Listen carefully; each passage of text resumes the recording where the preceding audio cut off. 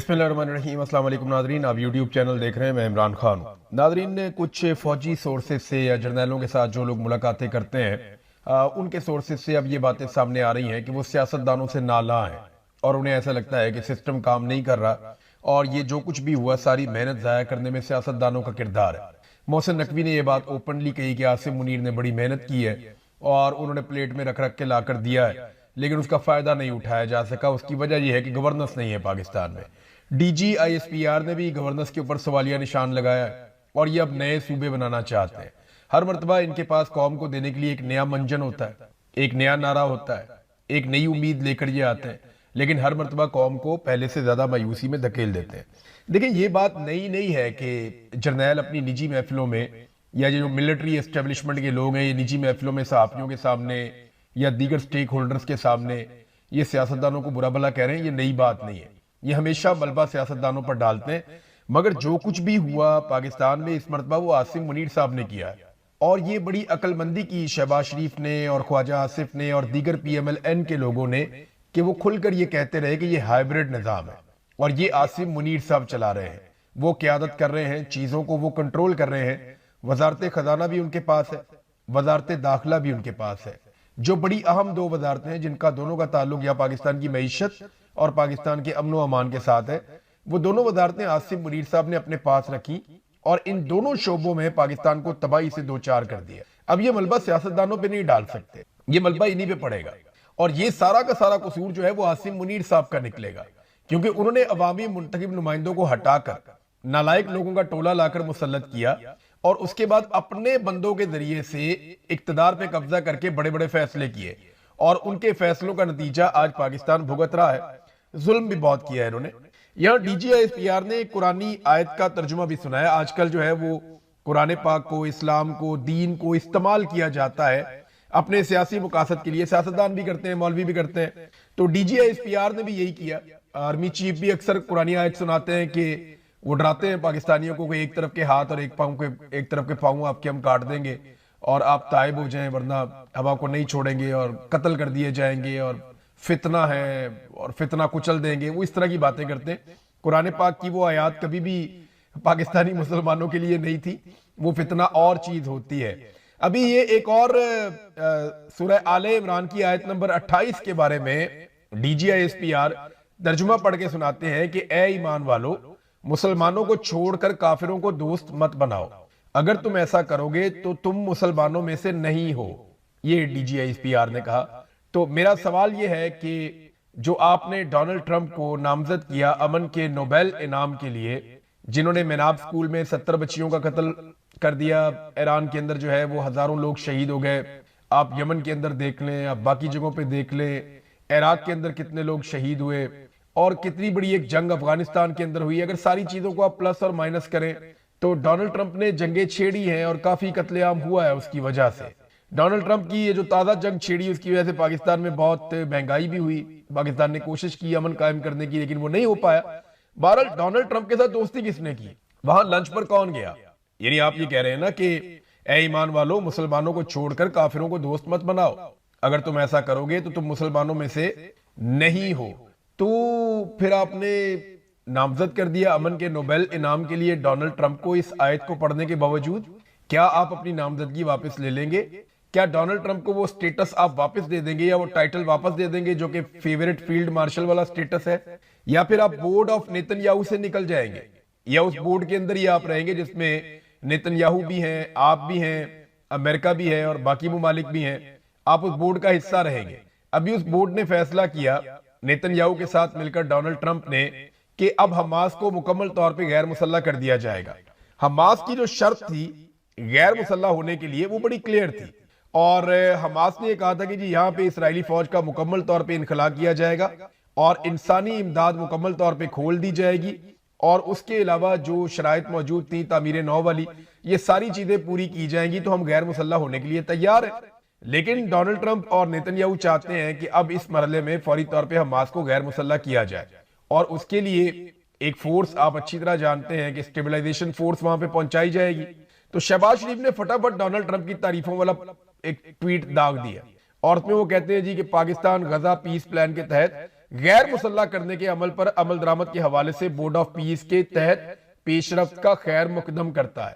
پھر آگے Donald Trump کی تعریفیں ہیں، پھر انہوں نے امید کا اظہار کیا کہ اقوام متحدہ کی قراردادوں کے مطابق ایک فلسطینی ریاست بھی مستقبل میں بن جائے گی 1967 سے پہلے والی پوزیشن پر۔ تو یہ تو ایک مطالبہ ہے یا ایک خواب ہے، لیکن ڈونلڈ ٹرمپ نے اور نیتن یاہو نے ایسا کوئی وعدہ نہیں کیا، اور لگاتار وہ خلاف ورزی کر رہے ہیں جنگ بندی کے معاہدے کی۔ 1000 کے قریب فلسطینی شہید ہوئے ہیں جنگ بندی کے بعد سے لے کر اب تک، لیکن اس پہ کسی نے آواز نہیں اٹھائی۔ لیکن جیسے ہی نیتن یاہو اور ڈونلڈ ٹرمپ ایک چیز کرتے ہیں تو شہباز شریف صاحب تعریفوں کے پل باندھ دیتے ہیں، جبکہ D G I S P R ہمیں سناتے ہیں سورہ آل عمران کی آیت نمبر 28، جس میں وہ کہتے ہیں کہ اے ایمان والو، مسلمانوں کو چھوڑ کر کافروں کو دوست مت بناؤ، اگر تم ایسا کرو گے تو تم مسلمانوں میں سے نہیں ہو۔ یہ جناب D G I S P R فرما رہے ہیں۔ اب D G I S P R نے پاکستانیوں کو ملک سے وفاداری یاد دلائی۔ انہوں نے کہا جی ملک کا آپ کو وفادار ہونا ہے، آرٹیکل 5 کا انہوں نے حوالہ دیا۔ اب پاکستانی ایک سوال اٹھا رہے ہیں لگاتار سوشل میڈیا پہ، وہ یہ کہہ رہے ہیں کہ آپ تو ہمیں آئین یاد دلا رہے ہیں کہ آرٹیکل 5 کے تحت آپ نے وفادار رہنا ہے، اور ہر پاکستانی پاکستان کا وفادار ہے، وہ ووٹ بھی ڈالتا ہے، وہ ٹیکس بھی دیتا ہے، وہ قانون کے مطابق چلتا ہے، اور وہ کوشش کرتا ہے کہ ہر غلط چیز کی نشاندہی بھی کرے اور ریاست کے ساتھ وفادار رہے۔ لیکن پاکستان کی ملٹری اسٹیبلشمنٹ یا ملٹری جرنلز، کیا وہ اپنے حلف سے غداری کرتے ہیں یا نہیں کرتے؟ وہ اپنے حلف کی خلاف ورزی کرتے ہیں۔ ابھی یہ جو پریس کانفرنس کی D G I S P R نے، آپ اگر اس کو نیوٹرلی دیکھیں تو انہوں نے ایسی چیزوں کے بارے میں بات کی، ان چیزوں میں مداخلت کی جن میں وہ نہیں کر سکتے، اور سیاسی نوعیت کے انہوں نے سٹیٹمنٹ دیے جو انتہائی افسوسناک ہے۔ ایسے سٹیٹمنٹ ان کو نہیں دینے چاہیے تھے۔ ملیحہ لودھی صاحبہ یہ بڑی زبردست ایکسپرٹ ہیں اور تجزیہ کار ہیں دفاعی نقطہ نظر سے، اور جو ہے ان کی ایک ایکسپرٹی جو ہے خارجہ امور میں بھی ہے۔ تو انہوں نے ایک سٹیٹمنٹ دیا کہ جب آپ ملک نہیں چلا سکتے تو پھر قصور نظام کا قرار دے دیتے ہیں۔ آخر آپ کتنے غیر مخلص ہو سکتے ہیں؟ اگر آپ کے دور حکومت میں نظام کولیپس کر گیا ہے تو پھر اقتدار چھوڑ دیں اور ایک طرف ہو جائیں۔ یہ جناب ملیحہ لودھی صاحبہ نے بھی کہہ دیا۔ باقی لوگ بھی اس طرح کے سٹیٹمنٹ دے رہے ہیں۔ جناب آپ کو لگتا ہے کہ آپ نے نظام کولیپس کر دیا ہے تو نظام تو عاصم منیر صاحب چلا رہے ہیں، تو اگر عاصم منیر صاحب کا نظام کولیپس ہو گیا ہے تو پھر آپ کو اقتدار چھوڑ دینا چاہیے۔ رانا ثناء اللہ صاحب نے ڈرتے ڈرتے محسن نقوی کو جواب دیا، لیکن نام لیے بغیر جواب دیا۔ انہوں نے کہا جی زرداری صاحب کے برخوردار فرما رہے تھے کہ سسٹم خراب ہے، چل نہیں سکتا۔ تم نے 30 سال کا سفر 3.5 سال میں طے کیا ہے، تمہیں اب پتا چلا کہ سسٹم ٹھیک نہیں ہو سکتا۔ رانا ثناء اللہ نے محسن نقوی کو جواب دینے کی کوشش کی ہے کہ جناب کم سے کم چلو کوئی اتنا تو بولا نا، ورنہ تو پی ایم ایل این کی گھگی بند ہو گئی ہے۔ وہ تو یہ دیکھ رہے ہیں کہ عاصم منیر اگر ہمارے خلاف ہو گئے تو ہمیں عمران خان سے کون بچائے گا؟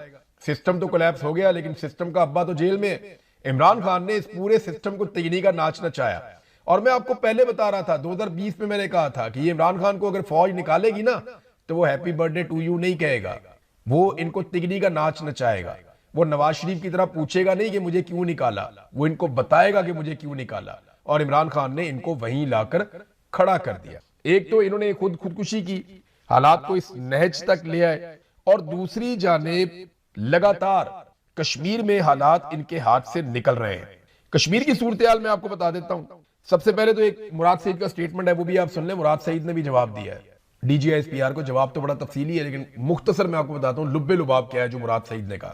انہوں نے کہا D G I S P R نے آج پاکستانیوں کی شہادتوں کا ذکر کیا، کتنی بے شرمی سے شہادتوں کا ذکر کرتے ہوئے کہا کہ ہماری کارکردگی اچھی ہو گئی ہے، کیونکہ پچھلے سال ہمارے ایک شہید کے بدلے 2 دہشت گرد مرے، اس سال ایک شہید کے بدلے ہم نے 2.5 دہشت گرد مارے۔ لیکن یہ بھی بتایا نا کہ آپ کے اپنے کتنے شہید ہو گئے، اور دہشت گردی میں متاثرہ ممالک میں پاکستان صف اول میں سب سے اگلی صف میں آ کر کھڑا ہو گیا پوری دنیا میں۔ میں نے اپنی کتاب میں لکھا کہ کیسے ان دہشت گردوں کو واپس لانے کے لیے دلائل دیے جا رہے تھے، لیکن عمران خان کا جواب تھا ایبسلیوٹلی ناٹ۔ پھر عمران خان کی حکومت گرا کر پی ڈی ایم کو لایا گیا، انہوں نے کوئی اعتراض نہ کیا، اور اگست کے پہلے ہفتے ہی دہشت گردوں کی واپسی شروع ہو گئی۔ میں چیخ چیخ کر بتا رہا تھا کہ یہ غلط ہو رہا ہے، ہمیں دوبارہ دہشت گردی کی آگ میں جھونکا جا رہا ہے۔ لیکن آپ D G I S P R کے اکاؤنٹ کی پریس کانفرنسز سن لیں، یہ کہتے جھوٹ بول رہا ہے، پروپیگنڈا کر رہا ہے۔ بارڈر پر باڑ لگے ہوئے ہیں اور اس کے باوجود دہشت گرد واپس کیسے آ گئے؟ چوکیاں خالی کیوں کروائی گئیں؟ جو دہشت گرد قیادت کر رہے ہیں وہ فوج کی تحویل میں تھے۔ مراد سعید نے بہت سارے سوالات اٹھا دیے اور پاکستانیوں کو کہا کہ وہ بھی سوال اٹھائیں۔ تو یہ وہ چیزیں ہیں جن کا جواب یہ تو دیتے ہی نہیں ہے نا، جواب وہ تو اپنے آپ کو جواب دے سمجھتے ہی نہیں ہے۔ اور جو صحافی وہاں پہ بیٹھے ان کے لیے بہت مشکل ہے بلکہ ممکن ہی نہیں ہے کہ وہ اس قسم کا سوال کر سکیں D G I S P R کے سامنے۔ اب ناظرین، آزاد کشمیر کے جو حالات ہیں وہ گلے کی ہڈی بن گئے، لوگ منتشر نہیں ہو رہے، اور یہ سب سے بڑا پرابلم ہے۔ نارملی کیا ہوتا ہے کہ آپ گولی چلاتے ہیں، 10 15 20 25 بندے مارتے ہیں، لوگ منتشر ہو جاتے ہیں۔ آزاد کشمیر میں شہادتیں لگاتار بڑھتی چلی جا رہی ہیں، 100 کے قریب شہادتیں رپورٹ کی جا رہی ہیں، اور مظفر آباد میں یہ دعویٰ کیا گیا کہ لوگ جب نکلے تو وہاں پہ اندھا دھند شام کے وقت گولی چلائی گئی، شیلنگ کی گئی، مساجد میں اعلان ہوئے، لوگ اکٹھے ہوئے۔ میں نے پچھلے ویلاگ میں آپ کو مساجد سے ہونے والا اعلان بھی سنوایا۔ اب مظفر آباد میں بھی لوگ نکل آئے، سڑکوں پہ اکٹھے ہو گئے، پورے مظفر آباد میں لاک ڈاؤن ہو گیا، اور لوگ وہاں پہ بھی دھرنا دے کر بیٹھ گئے۔ گلیوں اور محلوں میں سڑکوں پہ خواتین اور بچے بھی نکل کر آ گئے، اور خواتین اور بچوں نے احتجاج کی ایک نئی اگزامپل قائم کی ہے۔ وہ کہتے ہیں جی ہمارے گھروں میں چادر اور چار دیواری کا تقدس پامال کیا جاتا ہے، تو اب وہ بھی سڑکوں پہ ہیں، شہریوں پر گولیاں چلائی گئی ہیں مبینہ طور پہ، کیونکہ ابھی میرے پاس کنفرم اطلاعات نہیں ہے کیونکہ وہاں پہ یہ انٹرنیٹ بند کر دیتے ہیں۔ 8 لوگ شہید ہوئے اور 40 زخمی ہوئے اب تک کی جو انکنفرمڈ اطلاعات ہیں ان کے مطابق۔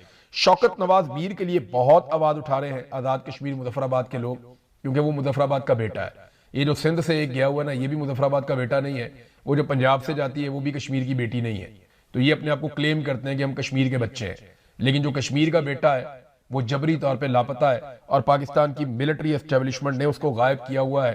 نام ہے شوکت نواز میر، دکان چلاتا ہے کتابوں کی اور لوگوں کے دل کی بات کرتا ہے۔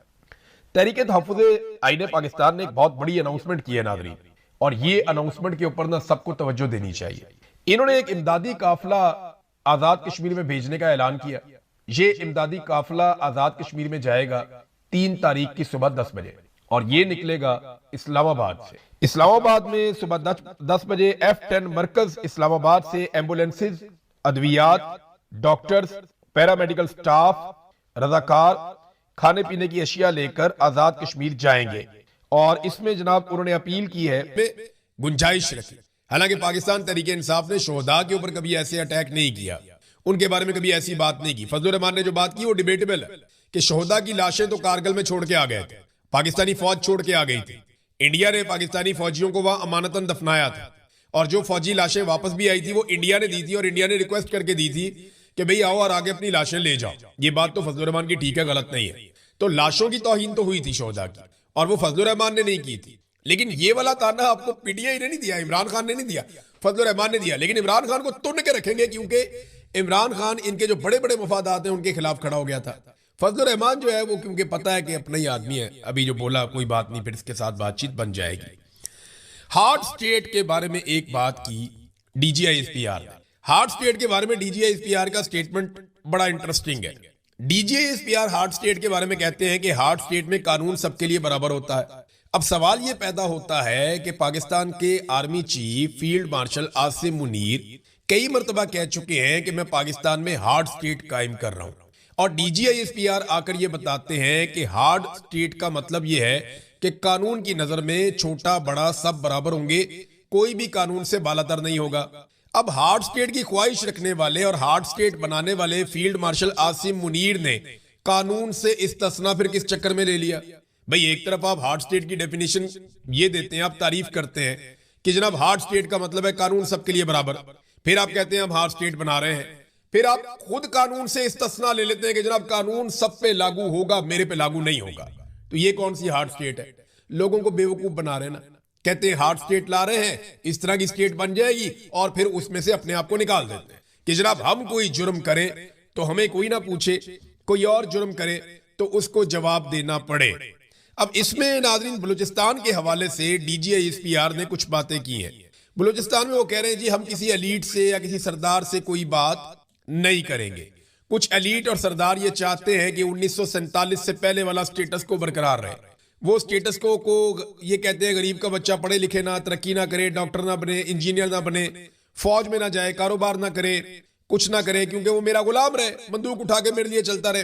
مسئلہ تو ٹھیک ہے، لیکن D G I S P R آپ کا اس سے کچھ لینا دینا نہیں ہے، نہ آپ نے اس کو ٹھیک کرنا ہے، نہ بلوچستان میں تعلیم کا کام آپ نے کرنا ہے، نہ بلوچستان میں ہیلتھ کا کام آپ نے کرنا ہے، نہ بلوچستان میں انفراسٹرکچر آپ نے ڈیولپ کرنا ہے، نہ وہاں کی اکانومی آپ نے بہتر کرنی ہے، نہ وہاں کی معدنیات میں آپ کا کوئی حصہ ہے۔ وہاں کی پالیسیز وہاں کے عوامی منتخب نمائندے بنائیں گے، آپ لاگے کٹ پتلیاں بٹھا دیتے ہیں۔ تو وہ کٹپتلیاں یہی کر رہی ہیں، کبھی آپ سرداروں کے ساتھ مل جاتے ہیں، کبھی آپ لاگے اپنی کٹپتلیاں بٹھا دیتے ہیں۔ ڈاکٹر کی آپ نے بات کی تو مارنگ بلوچ پڑھی لکھی ہے نا، وہ تو سردار نہیں ہے، وہ تو ایلیٹ نہیں ہے، اس کا تو باپ قتل کر کے پھینک دیا تھا، مسخ شدہ لاش آ گئی تھی اس کے باپ کی، تو وہ تو انسانی حقوق کی بات کرتی ہے، اس کو جیل میں کیوں ڈالا ہوا ہے؟ اس کا کوئی جواب ہے آپ کے پاس؟ وہ جو باقی لوگ ہیں جیلوں کے اندر، جو پڑھے لکھے لوگ ہیں، پروفیسرز ہیں، جنہیں جبری طور پہ لاپتہ کیا ہے، ان لوگوں کا کیا قصور ہے؟ صحافیوں کو وہاں جبری طور پہ لاپتہ کر دیا جاتا ہے، جو آدمی بولے، سوال اٹھائے، نشاندہی کرے، اسے وہاں پہ غائب کر دیا جاتا ہے۔ سرداروں کا صرف بہانہ ہے، وہ کہتے ہیں نہیں سردار چاہ رہے ہیں کہ ہمیں سمگلنگ کی اجازت دی جائے، ہم تیل سمگل کریں، ہمیں پرمٹ جاری کیے جائیں، ہم جو ہے یہاں پہ منشیات سمگل کریں، ہمیں پرمٹ جاری کیے جائیں۔ بھئی منشیات کوئی اور سمگلنگ جو ہے اس کے پرمٹ ہوتے ہیں، یعنی یہاں سمگلنگ کے بھی پرمٹ جاری کیے جاتے ہیں؟ ہمیں تو پہلی دفعہ سنا ڈی جی صاحب آپ سے۔ اور دوسری بات یہ ہے کہ جتنا بارڈر ہے بلوچستان کا اور افغانستان کا، یا خیبر پختونخوا کا اور افغانستان کا، وہاں پہ تو ساری کی ساری ایف سی بیٹھی ہوئی ہے، فوج بیٹھی ہوئی ہے۔ تو جہاں جہاں پہ ایف سی اور فوج بیٹھی ہوئی ہے، ان علاقوں میں نے خود آپ کو تصویریں اور ویڈیوز دکھائی ہیں، میں وہاں پہ خود گیا ہوں، وہاں پورے بارڈر کے ساتھ ساری منشیات اگی ہوئی ہے، سارا منشیات کا کاروبار وہاں پہ ہو رہا ہے۔ یعنی وہ اتنا قریب ہو رہا ہے کہ اوپر یہ سامنے مورچے میں فوج بیٹھی ہوئی ہے، ایف سی بیٹھی ہوئی ہے، یہ نیچے ساری منشیات لگی ہوئی ہے، اور دن رات لوگ اس کے اوپر کام کر رہے ہیں۔ آپ کی پستول کی رینج کے اندر، میں گن کی رینج بھی نہیں کہہ رہا، چھوٹے ہینڈ گن پسٹل کی رینج کے اندر لوگ کام کر رہے ہیں، یہ والا سارا، اور منشیات کا کاروبار کر رہے ہیں۔ آپ کی ناک کے نیچے یہ کام ہو رہا ہے تو آپ کی اجازت سے ہو رہا ہے نا جناب، آپ خود یہ کام کروا رہے ہیں۔ اور وہ لوگ جو جرائم پیش ہے وہ تو سارے لشکر بنا کے ساتھ ملے ہوئے ہیں۔ تو یہ اس طرح نہیں آپ کر سکتے کہ جناب سرداروں پہ ڈال دیں، کبھی اس پہ ڈال دیں، کبھی اس پہ ڈال دیں۔ میرے خیال میں اپنے گریبان میں جھانکنا پڑے گا۔ دیکھیں نا کتنے آرام سے D G S P R نے ایک سٹیٹمنٹ دیا کہ بلوچستان کے جو حالات ہیں اس پہ مس گائیڈ کیا جاتا ہے۔ D G S P R کہتے ہیں جی بلوچستان میں جان بوجھ کر بدامنی کا تاثر پھیلانے کی کوشش کی جا رہی ہے، یعنی تاثر ہے، یہ دہشت گردی کا تاثر پھیلانے کی کوشش کی جا رہی ہے۔ دہشت گردی اتنی نہیں ہے، حالات اتنے خراب نہیں ہے جتنا تاثر پھیلایا جا رہا ہے۔ بھئی آپ عالمی ڈیٹا اٹھا لینا، ہمارے سٹیٹمنٹ آپ چھوڑ دیں، بلوچستان کے لوگوں کے سٹیٹمنٹ آپ چھوڑ دیں، وہاں کے سرداروں کے سٹیٹمنٹ آپ چھوڑ دیں، آپ انٹرنیشنل میڈیا کو بھی چھوڑ دیں، آپ صرف جو ڈیٹا ہے اس کے اوپر بات کر دیں کہ کیا اس سے زیادہ دہشت گردی کہیں اور ہو رہی ہے۔ وہ پوری ٹرین پہ قبضہ کر لیتے ہیں، پورے شہر کو خالی کروا لیتے ہیں، جب دل کرتا ہے پولیس کی گاڑیاں چھین لیتے ہیں، جب دل کرتا ہے بینک کھولتے ہیں، وہاں سے پیسہ لے کر چلے جاتے ہیں، جب دل کرتا ہے جس سڑک کے اوپر چاہتے ہیں وہاں پہ گاڑیاں روک کے انہیں آگ لگا دیتے ہیں، جب دل کرتا ہے لوگوں کو اغوا کر لیتے ہیں، پولیس والوں کو بھی اغوا کر کے لے جاتے ہیں، لیویز والوں کو بھی اغوا کر کے لے جاتے ہیں اور انہیں قتل کر کے پھینک دیتے ہیں، اور سیکیورٹی پہنچتی بھی نہیں ان کی حفاظت کے لیے۔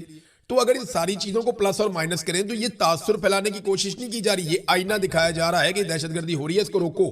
اسی طرح 1971 میں جب پاکستان ٹوٹ رہا تھا، اس دور میں جو لوگ نشاندہی کرتے تھے نا، ان کے بارے میں اس دور کے بھی D G I S P R یا اس طرح کے لوگ جو ہیں وہ یہ سٹیٹمنٹ دیا کرتے تھے، وہ اسی طرح سے بات کرتے تھے، جناب یہ تو غلط فہمی پھیلائی جا رہی ہے، وہاں تو حالات سارے ٹھیک ہیں، یہ تو تاثر بنایا جا رہا ہے، وہ تو ہمارے کنٹرول میں ہے، ہمارے بھائی ہیں، ہم سارے اکٹھے ہیں، ہمیں کوئی شکست نہیں دے سکتا، ہم جناب لڑیں گے، ہم کھڑے ہیں اپنی جگہ کے اوپر، مکمل کنٹرول ہے۔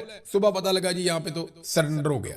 اگر اس وقت آپ ان لوگوں کی بات سن لیتے جو آپ کو حقائق بتا رہے تھے تو آپ کو 90,000 فوجیوں کو ہتھیار نہ پھینکنے پڑتے اور نہ پاکستان دو ٹکڑے ہوتا۔ لیکن اس وقت بھی آپ نے آنکھیں بند رکھی ہیں اور آج بھی اسی طرح کہہ رہے ہیں، ایسا لگتا ہے کہ آنکھیں بند ہیں، آج بھی بند ہیں۔ پھر ایک اور چیز کہی D G I S P R نے، یہ بھی بڑی امپورٹنٹ ہے، انہوں نے ریاست سے وفاداری کا ایک تقاضا کیا کہ جناب ریاست سے وفادار ہونا چاہیے، اور اس کے لیے انہوں نے ایک آرٹیکل کا حوالہ بھی دیا۔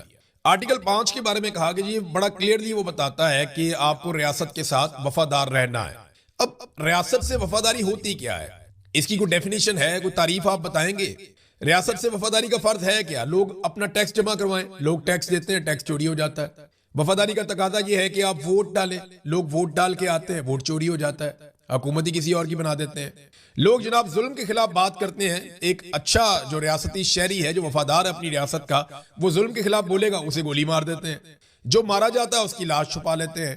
اگر کسی ادارے کو یا کسی شخص کو اس کی غفلت یاد دلائیں یا یہ بتائیں کہ جناب آپ نے یہ حلف کی خلاف ورزی کی ہے تو اسے اغوا کر لیتے ہیں۔ کیا ریاست سے وفاداری صرف فوٹ پالش ہے اور کچھ نہیں ہے؟ پھر ایک ریڈ لائن کا بھی تذکرہ کیا D G I S P R نے۔ بہرحال کل ملا کے یہ ہے کہ D G I S P are